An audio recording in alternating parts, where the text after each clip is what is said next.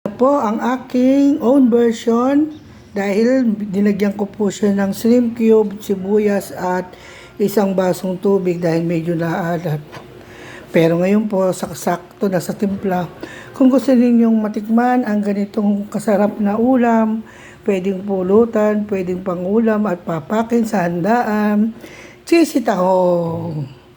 Ginisa ko po siya sa butter, tapos maraming garlic.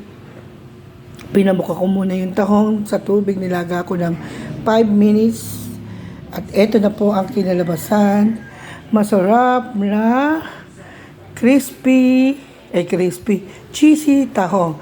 Halika na Kapogi, o tikman mo para makita nila. Si Kapogi po ay titikim at amin naman itong ulam. Malinis po ang kamay ko. O Kapogi, buksan mo at ipakita mo sa kanila kung gaano kasarap. Sabihin mo, ito ah. Sabi niya, Mami, favorite ko yan.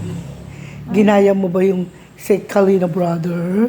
Opo, napanood namin kasi kagabi. Eh, naka-order ako kay Leia. Tingnan mo na. Pakita mo ano lasa. Ano lasa?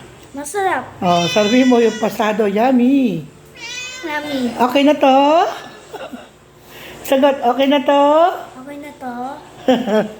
Thank you for watching. Please like and share my YouTube channel.